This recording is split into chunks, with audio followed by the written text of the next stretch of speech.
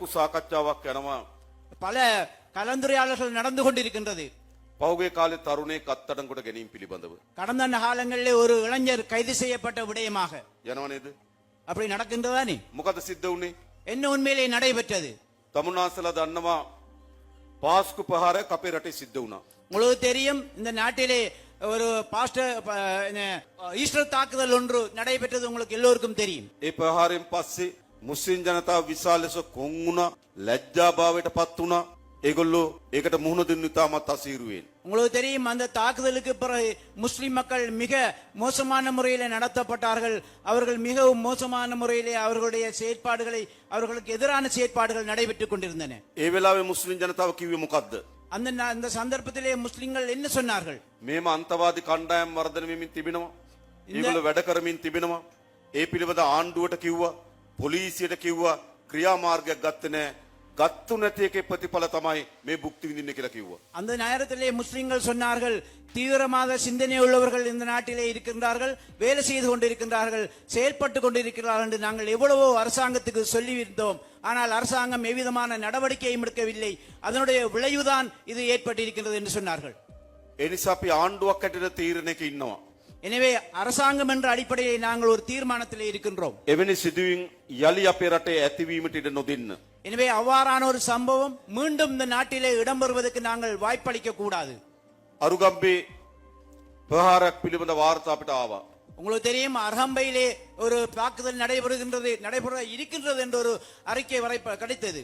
විදේශ සොත්තු සේවාව මගිනුත් ඒ පිළිබඳ අපිට වාර්තා වුණා. வெளிநாட்டு புலனாய்வு நிறுவனங்கள் கூட எங்களுக்கு அந்த விஷயங்களை சொல்லி இருந்தார்கள்.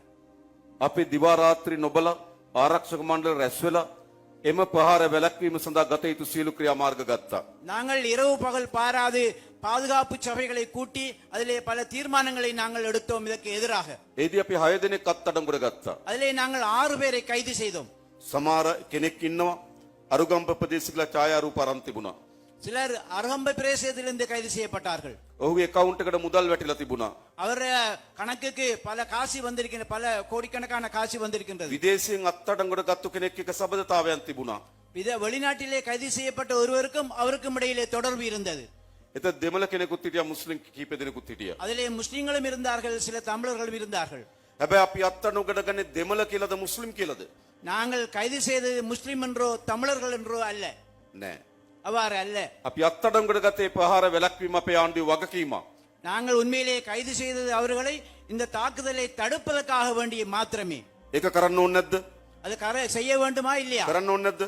செய்ய வேண்டும் தானே? කරන්න ඕනකම තියෙනවා. செய்ய வேண்டும். ඒ විදිහටම அதனை அவ்வாறு செய்தோம். මේ තරුණයාත් அதே போன்றுதான் இந்த இளைஞரும் කිසිදු සංවිධානයක් අපරාධ සංවිධානයත් එක්ක සබඳතාවයක් ඒ තරුණයාගේ තිබුණේ නෑ.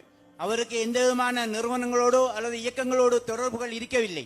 ඒ තරුණයා ස්වයන් අභිප්‍රේරණයට ලක් වෙලා තිබුණා. அவர் சுயமான ஒரு இது உணர்வு பெற்று இந்த முயற்சியில ஈடுபட்டார். ඔහු ගිහිල්ලා ලංකාවේ ප්‍රධාන සුපර් මාකට් එකක ස්ටිකර් අලවලා තිබුණා. அவர் இலங்கையில இருக்கின்ற மிக பெருமையான ஒரு 2 நிறுவனங்களுக்கு சென்று, சூப்பர் மார்க்கெட்டுகளுக்கு சென்று ஸ்டிக்கர்களை ஒட்டினார் அவர். අපි ඔහු අත්අඩංගුවට ගත්තා. நாங்கள் அவரை கைது செய்தோம். අරන් ඔහුගේ මුළු දේම අපි පරීක්ෂාවට භාජනය කරා. எனவே அவருடைய சகல விடயங்களை நாங்கள் ஆய்வுக்குட்படுத்தினோம். ඔහු කිව්වා ස්වයන් අභිප්‍රේරණයට ලක් වෙලා තිබෙන බව අපිට තේරුණා. எங்களுக்கு தெரிய வந்தது, அவர் சுயமான ஊக்குவிப்பால, தானான சுய ஊக்குவிப்பிலே அந்த விடயத்தில் ஈடுபட்டிருக்கிறார். අපි එම දෙමව්පියන්ටම තරුණයව පෙන්නුවා. அவருடைய பெற்றோருக்கு நாங்கள் அதனை காட்டினோம். දෙමව්පියන් ස්තුතිවන්ත වුණා ඒ විනාශෙන් දරුවා බේරගත්තු එක ගැන. பெற்றோர்கள் எங்களுக்கு நன்றி சொன்னார்கள் இந்த இப்படியான விடயத்திலிருந்து அவரை பாதுகாத்ததை பற்றி. ඒක වැරදිද? அது பிழையா? ඒක වැරදිද? அது பிழையா? මේක කරන්න ඕන. அது செய்ய வேண்டியதுதானே. අපි පරීක්ෂණ කරලා නැවත ඒ දරුවා අපි නිදහස් කරා. நாங்கள் மீண்டும் அதை பரிசீலனை செய்து விசாரணை செய்து இப்பொழுது அவரை விடுதலை செய்திருக்கின்றோம். හැබැයි ඒ දරුවා ගැන ඉරිදට හැමදාම වාර්තා කරන්න ඕන මාස කිහිපයක් යනකම්. ஆனால் அவர் தொடர்ச்சியாக வந்து 1 மாதம் வரைக்கும் தொடர்ச்சியாக அவர் போலீசுக்கு வந்து அறிக்கையிட வேண்டும். අපි අවධානයෙන් ඉන්න ඕන. நாங்கள் மேலே அவர் கவனத்தோடு இருக்க வேண்டும். විශේෂයෙන් මේ සහෝදර සහෝදරියන් දන්නවා. உங்களுக்கு தெரியும் விசேடமான நிலைமைகளை. අද YouTube හරහා, இன்னைக்கு யூடியூப் மூலமாக, සමාජ ජාලා වෙබ් අඩවිය හරහා, சமூக ஊடகங்கள் மூலமாக ලෝකයේ විවිධ අන්තවාදී සංවිධානවල ප්‍රචාරයන් තියෙනවා. உலகத்தில் இருக்கின்ற பல்வேறு தீவிரவாத சிந்தனையுள்ளவர்களுடைய பிரச்சாரம் இங்கு நாட்டிலே சென்று கொண்டிருக்கின்றது. ඒ ප්‍රචාරයට අපේ දරුවනුත් අහු වෙලා තියෙනවා. அந்த பிரச்சாரங்களுக்கு அந்த செயற்பாடுகளுக்கு எங்களுடைய இளைஞர்களும் சேர்ந்திருக்கின்றார்கள். ඒ දරුවන්නේ අන්තවාදී ප්‍රවණතාවෙන් අපි මුදව ගන්න ඕන.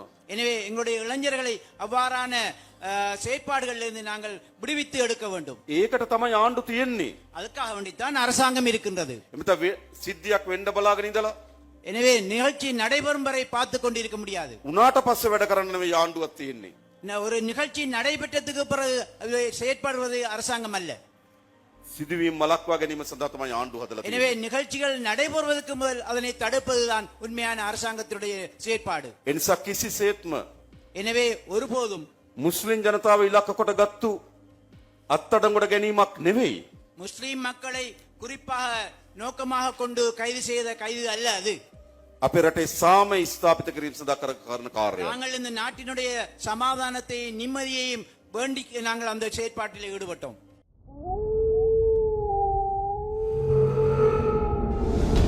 The News Reporter වාරණයෙන් තොර අපක්ෂපාතී වාර්තාකරණය